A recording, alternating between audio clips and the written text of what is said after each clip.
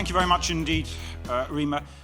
Everything that MEF does is about building business value, and the networking value of lunch was clearly great, and 15 minutes of our agenda paid the price for it. So I'm going to give my overview and sense for MEF's vision for the future of consumer trust and the business value that can be generated from it very, very quickly. So if any of you can't understand what I'm saying, please get the recording or the slides afterwards. This is all about the creation of business value. Let's look back a little bit.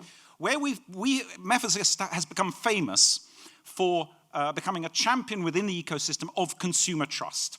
We've understood that it was under threat, but we've also always sustained that it is in itself a source of tremendous business value. Well, the environment is changing, and in 4 slides I'm going to talk to you a little bit about how it's changing, but let's just look at how we're building on this concept of consumer trust towards something very big, very exciting, very new. The 3 key elements of consumer trust are and always have been consent and control over what happens to your personal data. Transparency in understanding how the merchant or the commercial counterpart is intending to use that data and is requesting your consent. And finally, security, that is the trust that whoever you're giving your personal data to will be a good and trustworthy steward for it and won't lose it or abuse it.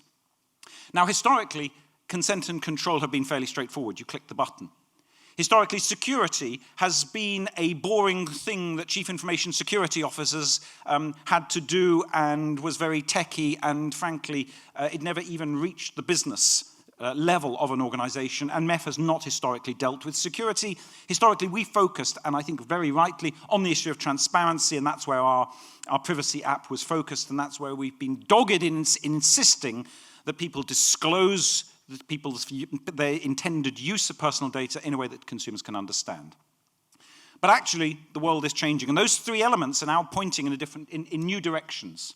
As we're going to hear, the challenges of Privacy 2.0 create an entirely new set of challenges around what it means what transparency means, how people can understand the difficult to understand, and how they can control the difficult to control.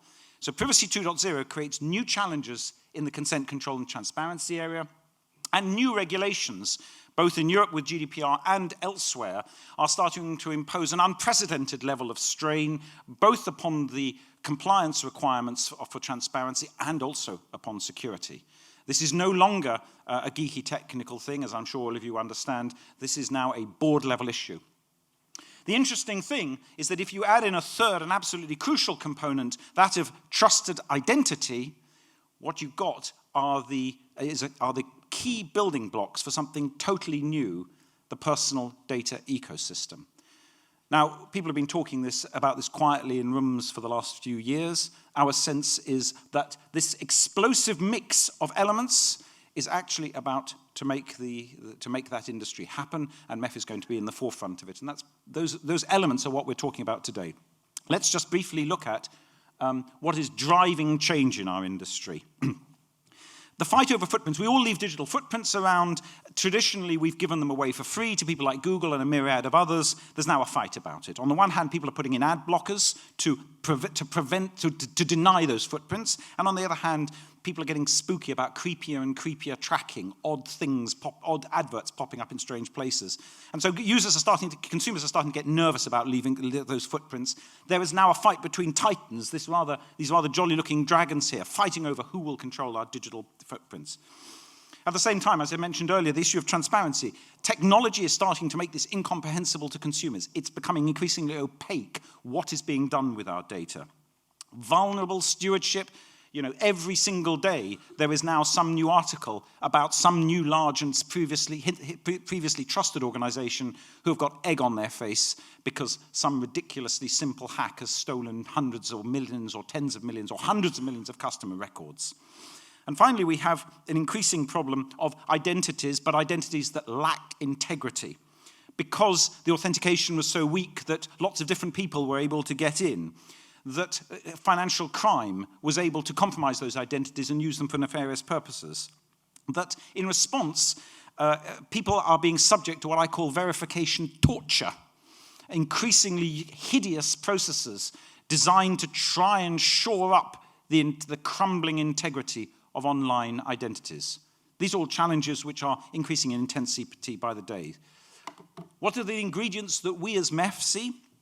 Well, many, including myself, would sustain that the very heart, the nucleus of the future ecosystem will be strong identities. Strong identities on the one hand that are obviously compliant, but also that enable us to build valuable data sets which have not been polluted by other outsiders or shared identities, unpolluted identities which have integrity and don't have leakage, that don't break out and start spilling into places they shouldn't spill.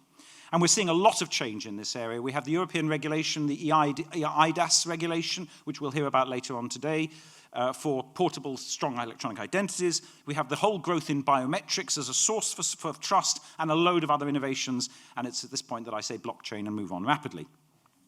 The value chain is about to have to become GDPR compliant. We're going to hear about that. It means that, like it or not, there will be a huge demand for trustworthy and trusted repositories of data. And you can either build those or you can hand that responsibility to other people who wish to take the risk. And the counterpart of that will be that the people who receive the information, the commercial entities that receive the information from those trusted repositories, are themselves going to have to be trusted recipients. So GDPR means the creation of the concept of trusted repositories and trusted recipients. Completely new concepts in our model. And that will bring on new models and standards. New technical standards, new trust model standards, which enable technically the exchange of data in ways that empower the consumer, that give technical meaning to the concept of control over your own data, and that enable personal profile data, the things that are held in those repositories, to be dispensed to the recipients quickly and securely and in a very open manner.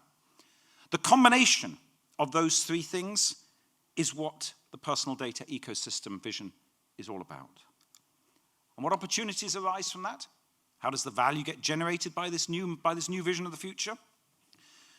Every study that MEF has done into this area, and we have been leaders, have shown increasing consumer worry, an increasing reluctance by consumers to engage in a wider and wider range of online activities.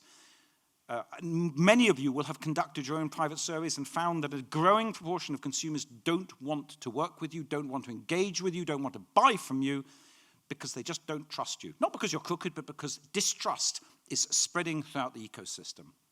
The emerging opportunity arising from the personal data ecosystem in its wider sense is a renewal of consumer trust, a renewal of the willingness to engage, a renewal of that exchange, of those exchanges of data and commerce that give rise to value for the consumer and for the industry. It will enable us to have a greater insight into the consumer. We all understand that deep insight into the consumer is a huge driver for value, but the new thing is that that insight will be controlled by the consumer, which will be the source of their trust. But correspondingly, we as service providers, we as the industry, will be able to trust the consumers that we are interacting with more, where today we often cannot. And those of us who are engaged with KYC and AML and have to deal with fraudulent card transactions or repudiation games, we know about that.